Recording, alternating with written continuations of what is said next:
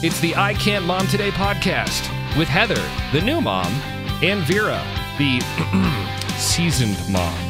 I Can't Mom Today. Hey, this is Vera and Heather back again with another episode of I Can't Mom Today podcast. Hi, Vera. Hello, Heather. What's up? My least favorite holiday is over with, so that's good.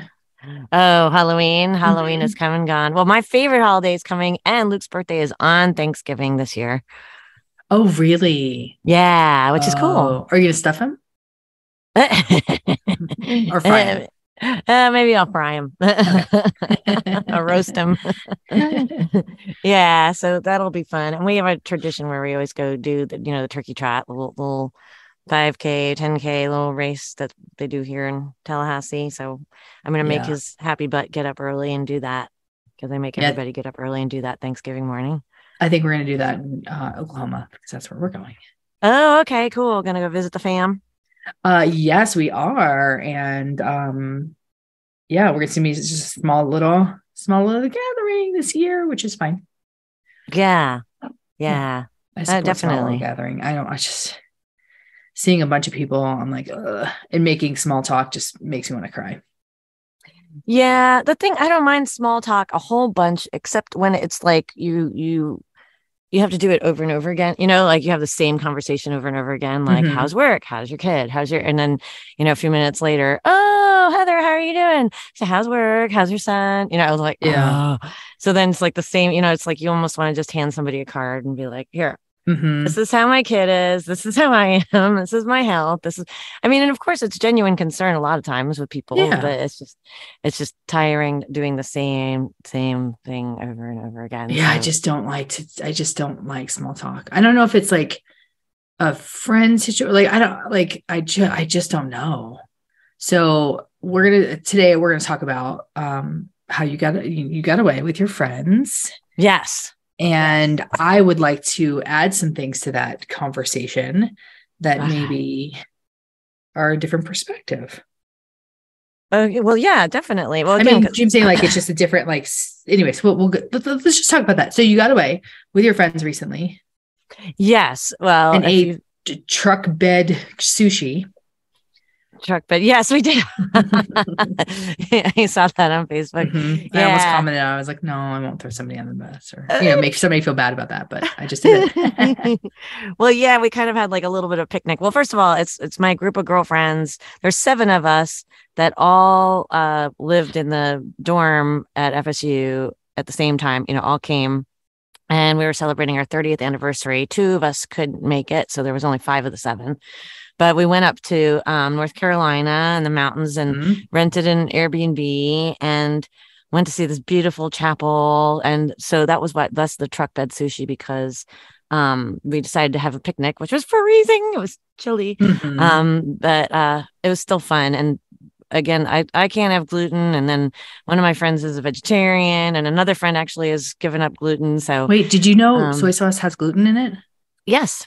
So they do have gluten-free soy sauce. I know, I do. It's tamari.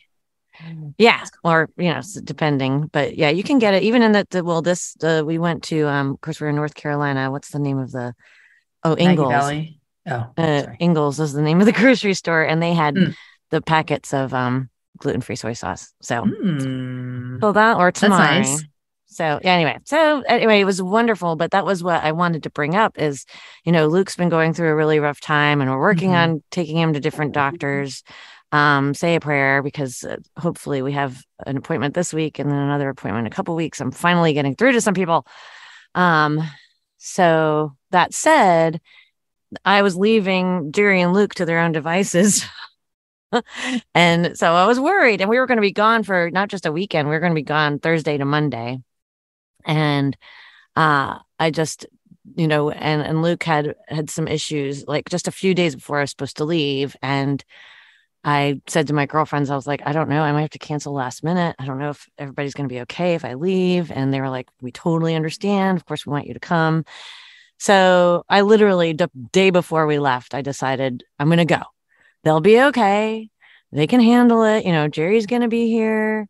everybody will be fine. My mom doesn't live that far away. We have, Mhm. he has a good support system. Luke does.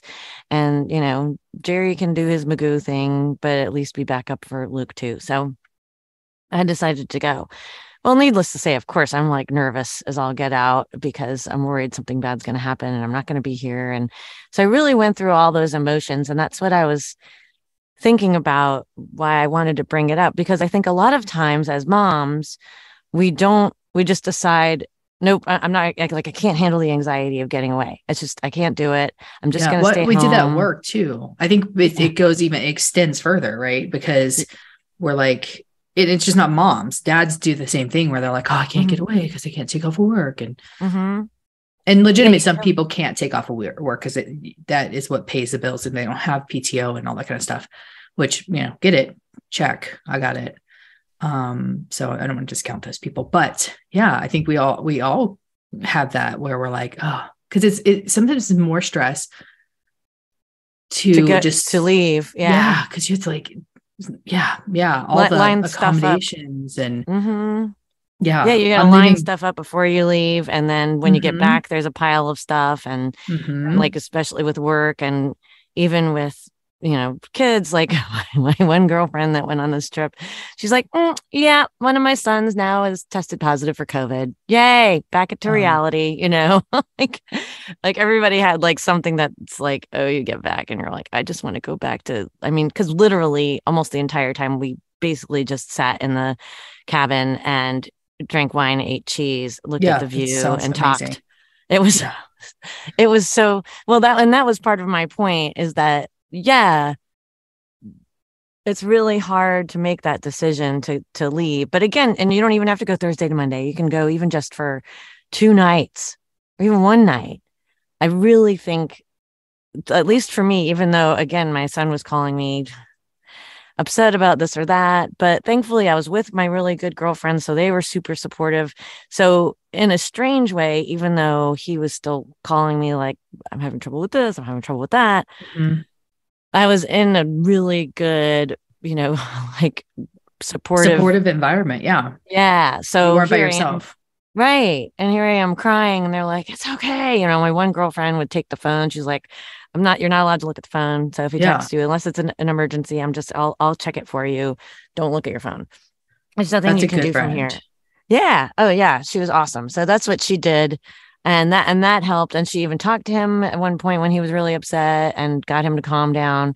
And so, yeah, it kind of sucks. I'm on my quote unquote vacation, but at the same time, even when I'm at home, and don't get me wrong, I love Jerry's wonderful in a lot of ways, but I just feel like sometimes in situations like that, my girlfriends are just better at helping me than my husband, Yeah. Because it's like, instead of, I think men just try to fix things sometimes. You're like, I don't want to fix. I don't want to stop fixing it. They do the whole mansplaining thing. Yep, the mansplaining. Just listen to me and go, man, it sucks. Yeah, and I just need to cry, and and so like I said, not only I did get away and just talk to my girlfriends, and even kind of, they helped me kind of navigate some of what I've been going through. And it really, plus just the physical rest, even though some of us didn't sleep all that great, because it was like, but it was still, I just highly recommend, if you have the opportunity, especially if you have a nurturing friend or friends that, somebody you're really close with, that you can just go and literally, it doesn't matter if you wash your hair and just relax and breathe for a minute.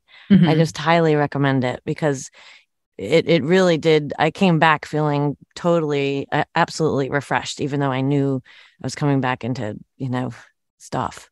Yes. Yeah.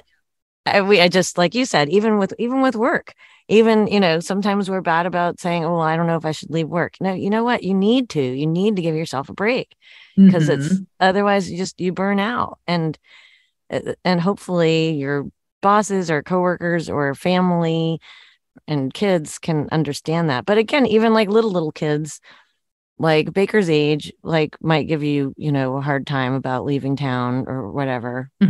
Oh, Baker doesn't. He's like, okay, bye. See you. See you, Mom. Dad's gonna let me eat cake all day long. Oh, well, no, because I'm going out of town and Brad's going out of town next week. And so we have to prepare for my mom to come stay with him. And so I have to write up all these instructions, and I'm leaving before she comes. So I'm not going to be able to give like a breakdown of like, da, da, da, da, da.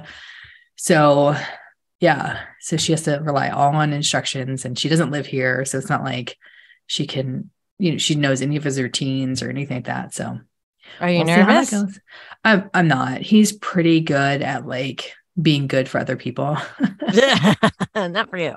Yeah. So, and it's only really 2 days because, well, yeah. So Brad leaves Sunday. So it'll be Monday, Tuesday, Wednesday. So 3 days that she's alone. And then I come back late Wednesday. And so I'll help on Thursday and Friday with like, I'm working outside the house, but I'll help with like getting food together and stuff like that. So, because he's such a picky eater. Oh, yeah, that's right. Well, Luke, I mean, I always tell that story about my mom with the, he won't go to sleep when he spent the weekend with my mom. I can't get him to sleep. I don't know why. What do you have for dinner? Pancakes. What do you have for lunch? Pancakes. What do you have for breakfast? Remember the pancake story, my mom? Pancakes. No, I don't. You don't? Oh my God. Yeah, she couldn't get him to sleep. I call her to check on him. And she's like, I said, well, what and when did he eat for dinner? And she said, pancakes. And I was like, well, it's not great because that's sugar, you put the syrup on it and everything like that. But what did he have for lunch? She's like, pancakes. Then I was like, so what did he have for breakfast? Long silence. Pancakes. Yeah. I was like, well, no wonder why he's running around like a freakazoid, because he's been eating, sugar, carbs and sugar all day long. Mm-hmm. It was almost like my mom was like the kid, yeah. Like I caught her and I was like, well, dude, that's why he's not sleeping. Pancakes. Yeah. So, kid. And Luke was picky too. I mean, he's still picky. Yeah. Oh, so I know. I remember how picky he was. Mm-hmm. He wouldn't even eat peanut butter. I had to hide peanut butter under Parmesan cheese. Oh my God. And he ate it? Yeah. Wow. I didn't know you did that. How'd you do that? I'm sure I told you that. I've told you that. I must have forgotten about it. I did just like a scoop of peanut butter in like on a spoon, because I was like, well, he has to get some kind of protein, because he was just ate pasta, right? All he ate was pasta. Pasta with cheese. Butter and cheese. Yeah. And so I put some cheese. I put the Parmesan cheese on top of it, and he had zero idea. Wow. Like, That's like dogs when you put their pill in the peanut butter. Yeah. Only the opposite. Yeah. Put the cheese on the peanut butter. Yeah. Right. So I have a question for you. Yeah. So I've always been kind of a one-offer friend, right? Like I have a friend here, a friend there, a friend here, a friend there. Maybe have 2 friends in common with each other. But I don't really have like a group like you had it, like you had the dorm. Like I've always been a like all over the place. Like, oh, I'm friends with this person, friends with that person, friends with this person. And it's not like I'm friends with this group. Yeah. Like come with like parenting at like once they get in schools, like am I going to now be friends with all these people at his school? Like, well, you know how I got into like, well, okay. So I have several groups of friends, and which is funny because when I was younger, I mean, I honestly with my dorm friends, we did have points where I would stop talking to them when we were younger, because I would just be like, I can't deal with the group dynamic. Sometimes it would just get exhausting. Yeah. So I'd kind of like separate off for a little while and then come back. But then now as I've gotten older, I've made groups of friends by, you kind of have to almost like you can't expect it just to happen. Oh, I have to infiltrate? Yeah, either you infiltrate or you create your own. Create your own group. DIY group. DIY group of friends. Mm-hmm. So you can, do something where you think that people would get together, like, I play bunco and I love that. Of course, that's 12 people. So that's, and you have to have 12. So that's kind of a big group, to start with. But maybe even just like try and pick like maybe 2 or 3 of your friends or acquaintances that you've met through, through Baker's school that you think, well, they might get along, or, find something where you all have something in common and do something that's a branch off of that maybe. But I also hate like group dynamics. Yeah, they can get annoying. Like small group, like 3 people, I'm down with, because I feel like that's a very good number, because you need all 3 people. I guess you don't need all 3 people, but the other you create FOMO with the third person if they can't make something. Like, maybe try 4, having an even numbers. I don't know, but it's just like, because you can like talk and in a group. I don't know. Yeah, I would say start your own, like just kind of, it doesn't even have to be anything formal like a bunko group. You could just be like, hey, I need to go Christmas shopping. I hate Christmas shopping, but when I have friends with me, it's a little more fun. Y'all want to go get brunch and go Christmas shopping or something. Okay. Did you just say you hate Christmas shopping? I do. I hate shopping. I don't like to shop. Oh, well, shopping. Okay. So shopping. You hate shopping. Yeah. But when it comes to Christmas, you want to do it with friends. Okay. I got it. Yeah, exactly. And that was really hurtful in my heart. Yeah. No, I like Christmas. No, well, me and my girlfriend, Susan and I both hate shopping. But then this is actually one of the few groups of friends where there's just 3 of us, and we do pretty well. But again, we've known each other for so long. But so Crystal really likes to shop. She's a really good shopper. And Susan and I hate to shop. So it's perfect, because then Crystal leads us around and makes us shop. Oh, okay. Yeah. So stuff like that, it's not a huge, you don't need to have a big group, but I'd still suggest having at least 4 or 5, because sometimes 3, there's like, you create the odd man out a little bit every once in a while, so yeah. I don't know. Yeah. I struggle with that.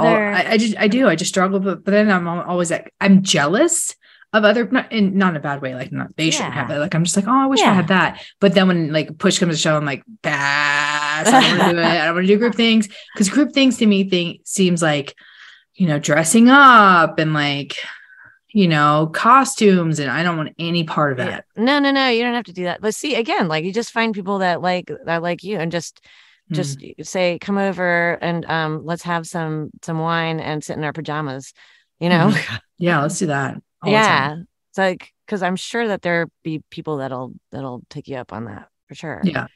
Well, and a girlfriend of mine actually is throwing a party, and I've never heard of this, like a favorite things party. Have you ever heard of this? No, but well, it's really cool. Like you come, you buy. Well, with her, it's 3. She said she's gone to somewhere as 5. You buy 3 gifts within a certain price range, the same thing of something that you really enjoy. What price range are we talking about? Well, with her, it's $20 to $25. So okay, yeah, that's reasonable. Yeah, you spend $60, and and each of them are the same exact thing, and you wrap them, and everybody else does the same thing. Wait, how many are you buying of it? 3. You buy 3. Oh, that's a lot of money. It's $60. I don't know if I can get down with that. Yeah. But then you leave with, so you end up, everybody trades, and you end up with 3 new things. Of things that people really like, hopefully, your favorite things.